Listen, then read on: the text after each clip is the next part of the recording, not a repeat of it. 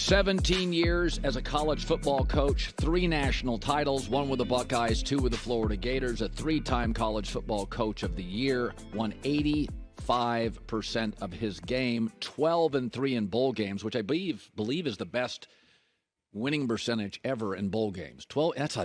Those were big bowl games. 12-3, and won 90% of his games at Ohio State. 83-9. Urban Meyer is now joining us live, Fox Sports. So, as a guy who grew up on the West Coast and lived in the world of the Huskies and Ducks, I think they work as damp, wet weather programs into the Big Ten. I think they're haves, not have-nots.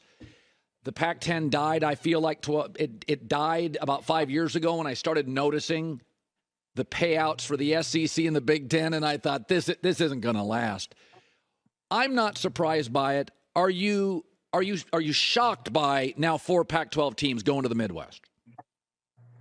Colin, I think my initial sting was like everybody else. I grew up when the Pac-12 was arguably the best league in the country. USC was dominant. Terry Donahue was at UCLA. All those programs had great players, Heisman Trophy winners. But I like you, I get it. I think that the Big Ten has got to be reckoned with now. I mean, can you imagine, as we were talking earlier, you flip on the TV at 10 o'clock, you got big noon kickoff, and you go until midnight because you got the West Coast now. Yeah. It's interesting. So Pac-12 fans are upset because, their conference has, unraveled. How does a Big Ten fan, like I could see a Big Ten guy in Wisconsin going, wait a minute, I already have to deal with the Wolverines, the Buckeyes, and the Nittany Lions. Now I have the Huskies, the Ducks, and the Trojans. This isn't any better for me. Stay in your own conference. How do most Big Ten fans look at it? Well, I think the fans are probably fired up because they see their conference strength right now. They're going to be able to watch them. Here's the interesting thing that goes along with the fans. How about the coaches? All of a sudden now the Big Ten West, you had Iowa, you had Wisconsin, you had Minnesota. Those teams are competing for a chance to go to the championship game. Northwestern went to the championship game. If they eliminate divisions and you add Oregon, Washington, UCLA, USC, what happens to the Wisconsins? What happens to the Michigan States? What happens to those teams that are really good programs, but they're just a notch below? Do they drop even further below in the conference now? Those are the questions that if I'm a coach at one of those places, I'm thinking, wow, if they eliminate divisions, what chance do I have of getting my program to that Big Ten championship game, which is everyone's goal? Because it just got a hell of a lot harder. Yeah. What I don't like, one of the things I've argued for, and I think I've said for years, the reason the UFC overtook boxing is because they had a leader. And boxing was just promoters setting up fights. And then UFC was Dana White, and he said, no, every Saturday, this is what we're going to do. College football doesn't have a commissioner. So the SEC's playing 8 conference games, and the Big Ten's probably going to go 10. And then some people have soft schedules. I mean, Alabama, it's like Nick Saban sat down there and gave them perfect bye weeks, and then other people don't. And I'm not picking on Nick, but it's like, come on, guys, this is not fair. I feel like the sport needs just a commissioner to wrap it together. Did you ever feel that way? I did, and I've sat in many, many meetings. The problem is that really every conference is out for themselves. Yes. Every school is out for themselves. You just saw that. I mean, there's no getting along and let's do this thing together. Right now, the SEC is worried about one thing, the SEC. The Big Ten obviously they could care less about the Pac-12 because they take their teams.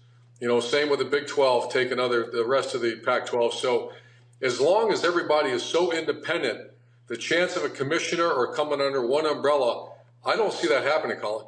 I don't see that at all because right now the SEC, do you think they really could care about the Pac-12, the Big 10, the Big 12? Not at all. And same with the Big 10. They're where they need to be. They're worried about one thing. Can they support all these other sports in every program in their conference? And that's a tall task. Well, it's going to be an amazing bi-coastal 3-time zone conference. Jim Harbaugh right now has his best team. And I said this earlier. Harbaugh's unorthodox, and he's quirky, and he's, he can be a lot. But what Jim does do, and I saw him do this at Stanford. Stanford was a mess. And about 3 years later, he walked into the Coliseum against Pete Carroll, and they pushed USC around. There's something about his personality, the way he builds a team. They get very physical very quickly. When you go back to your matchups, you've had your way through the years at Ohio State against Michigan. But when you look at Harbaugh, and if I'd never seen him coach, and I said, Urban, what's this Harbaugh guy about? Well, what are his teams about? What would you say? Well, I know his teams very well, and they're tough. He grew up in a tough family. He played for a tough coach. And you watch, the reason they beat Ohio State the last 2 years is they won the line of scrimmage. That game, for the history of that game, whoever wins the line of scrimmage wins. So you remember about 3 years ago, his job was on the line. Yeah. I think they redid his contract. They were really struggling, and he's done a great job. He's got a really good football team. He's got a quarterback coming back. One of the few teams with a returning quarterback. So when I think of a Jim Harbaugh team, I think of you better line up and run the football and stop the run, because that's coming at you. I can think two things at once. I can be for the transfer portal, but not want it during the middle of a season. Even in the NFL, there's a free agency period, and there's times you can't. So everybody's like, well, players should be able to transfer, and my takeaway is, yeah, but you can't transfer in a season and disrupt programs. The second thing is I am for the NIL, but I don't want it to be the wild, wild west and paying some kid at a high school. That's not what this thing's about. So as we've had these changes, NIL, transfer portal, it has settled into sort of a groove, right? Are you comfortable now with where it's at, or are you still a little uncomfortable with how the whole NIL thing is working? I think I'm a little more comfortable than the initial sting. I guess I hear a lot of things that many people don't, because I'm still very tied into many of my old colleagues in college football. And, the one thing that you hear is the collective. And the collective is they go raise money from donors. They put together a big pot of money, and they pay players to come to your school, and in return, the players have to do charitable work. If you want to eliminate the wild, wild west, I think collectives need to go away. I think NIL purpose was great. If a player like a Marvin Harrison Jr., if Marvin Harrison Jr. can get a job at a car dealership selling cars, selling autographs, selling jerseys, that's called capitalism, and that's great. But I'm like you. I think when you start saying, okay, I'm recruiting a 17-year-old, he has an agent, and this school's offered him $20,000 a month, we need to go to $25,000 a month to get him. I don't know what else you call that other than cheating. That's not what the intent of NIL is. That's not what the purpose is. I think once a player has earned that right and he has value, that's the whole purpose of name and likeness, I think it's fantastic. It should have been done a long time ago. But that's not what's happening right now. There's a lot of other stuff. There is that happening, but the fact that they're paying players to go to schools, that's very clear in the rule book, says don't do that. Ohio State's in an interesting space where, this is a discussion I had with a Buckeye fan a couple years ago, and I said, the receiving recruit, first of all, the Buckeyes have never recruited better. Okay, so the recruiting's through the roof, but their wide receiver recruiting is insane. I mean, it's just all 5-star guys. And I said, I wonder if when you have that much talent in your receiving room in college, it doesn't, if you're Ryan Day, influence practice. And not that you would try to be more finesse, but when you've got these Marvin Harris, I mean, literally, they're all first-round NFL talents, that it's nothing against the running backs or the tight ends, but Ohio State, they've literally shifted from a linebacker power program to the fastest team in the country, where their receiving core is better than half the NFL.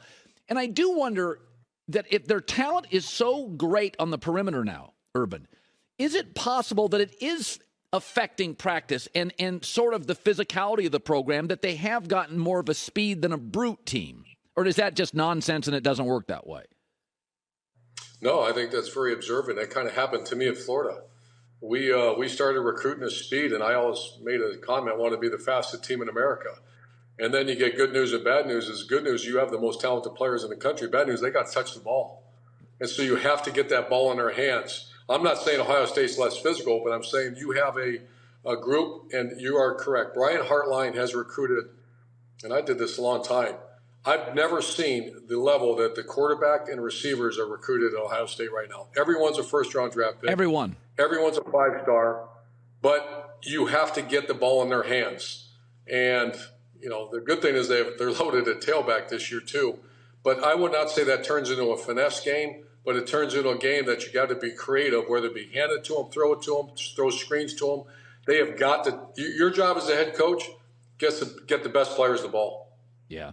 Finally, there's been some discussion that these California teams will go into the Midwest and they won't be as physical. And I do think, having grown up with the Pac-12, we were going 4 wide a long time ago. And, your flex offenses at Utah, it's always been a creative region. We didn't always have the best players, but it's always been a coaching region. A lot of coaches in the Pac have gone to the NFL. And so I don't know. I think they'll be fine in the Big Ten.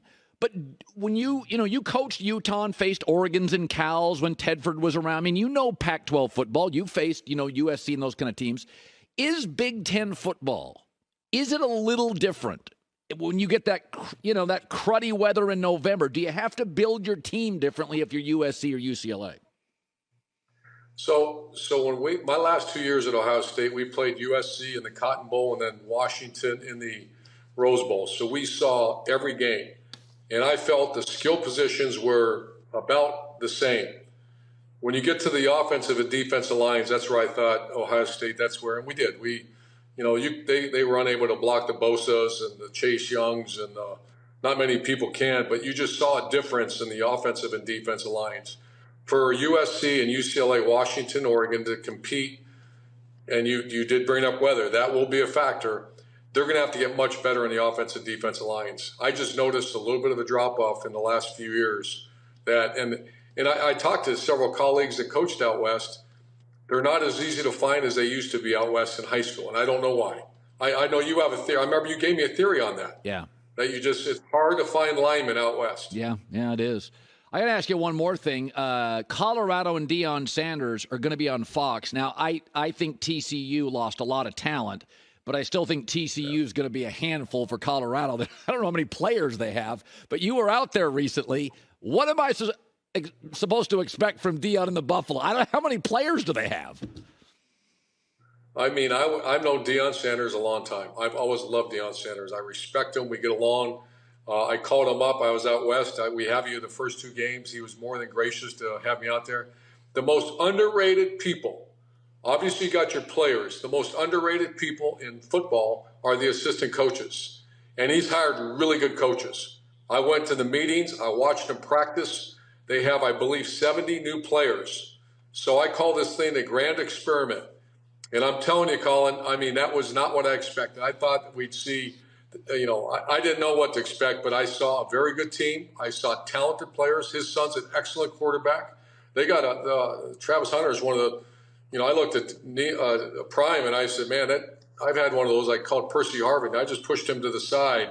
You don't need to practice him much longer. He's that good. So if they can, the thing they're lacking, Colin, is depth. Yeah. If they can stay healthy, they have a tough schedule. They're going to make some waves in the Pac-12. Yeah, I can't wait to watch it. So I think it's TCU. It's on Fox. It's Deion Sanders in Colorado and that cowboy hat. I don't know what to expect, but I'm going to be watching it. Urban, it's great to see you as always. You're indoors in Florida where you need to be today because it's almost 100 degrees and humid, so it's great seeing you. Hi, everybody. Thanks for watching. Subscribe here to get the latest from the show.